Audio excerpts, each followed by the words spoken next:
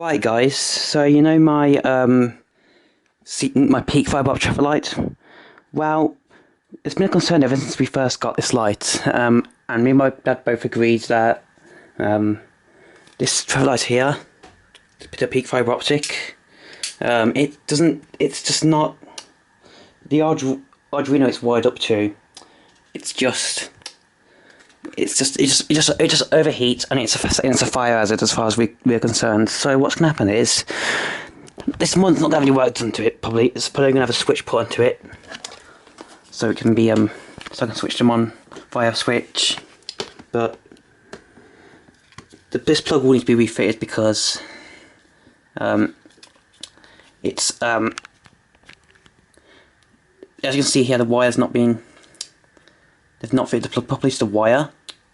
So that's going to be rewired, and what Ryan's going to do is, I've got a spare back box lying around.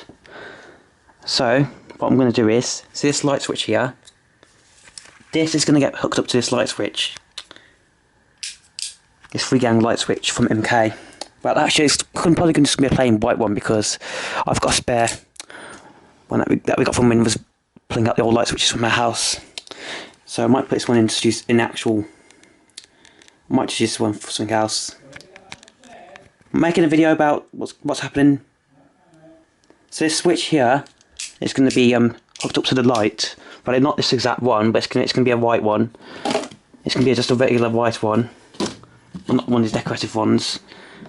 And then what's going to happen is, this is going to control the red, and this one's going to control the red. That's going to control the orange. That's going to control the green. So it'll be much safer than what's on there now, because this remote control, as convenient as it is, I feel that it's unsafe. It's an accident waiting to happen. So I'm going to get it hooked up to a proper switch. So, and plus this gets way hot for fibre optic traffic. The Siemens that's downstairs, it does get warm as well, but it doesn't get as nearly as warm as this. This thing's going to remain as pre, but it might need the wiring sorting out in there. So, and yeah, because that was a very dodgy brothers, you know, very dodgy brothers.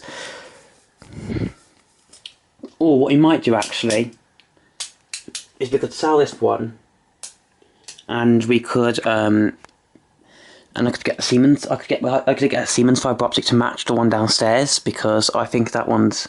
Because I've seen some from that seller that does this, that's gone by my.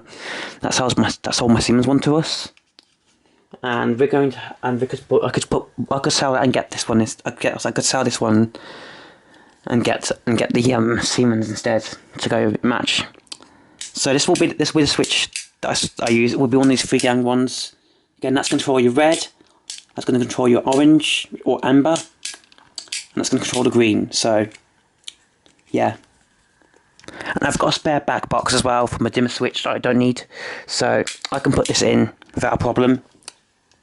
So yeah, I've got a back box in here somewhere, and it's just in here underneath the bed.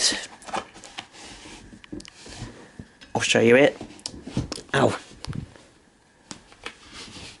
Excuse that. I've got a back box here somewhere that I can put this in to. It's some of the old things there that we got from the old house. Well, no, they're not from the old house that I used to live in. But these are like the Crabtree ones that are very. There's just broken string lights, so I keep them around just in case any spare bulbs out of them, because they're so hackable. They're such good little things. They're so good. Like, I mean, the old incandescent string lights shouldn't have been banned, in my opinion. They're just fantastic, even though those new sets are cheaper than the old ones, in my opinion. But you know, hey-o, what can you do? I don't know where the white one is. I've got a white one. That's just a standard. I've got the brand now. It's not a Crabtree, but it's one of the old 60s sockets, like you get from the 50s and 60s and 70s. So yeah, what I'm going to put is an old retro one, so this is what I'll have it put up to, because it's just safer. And yeah, we don't trust that light at the moment. So if you want, I'll run it just once, just for a split second, a hair second, but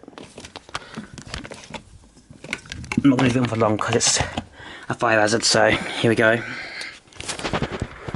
Last time I've having this traffic on the Arduino. So there's red, and orange, green. As you can hear, it's been overdriven as well, so it needs to be sorted. So yeah, let's turn this thing off now, because I'm too worried about it being a fire hazard. It's not often that I'm a person that gets concerned, but for a traffic light like this, it's best it gets rewired. The plug can stay, because the plug's a good plug. At least the sellers put a good plug on it as well, plastic plug. At least the sellers put the sheave on properly, but it does need to be rewired, and I think it's going to be best if we put it onto this three-way gang switch. It's just more reliable, and we'd have to worry about this being a hazard anymore. So yeah, and that's why I don't run it that often, because it gets too hot way too easily. Even though it's normal for halogen lights to get hot, but not this dangerously hot. It's been overdriven, so it needs to be sorted. Thanks for watching this video, and peace. Have a good one, guys.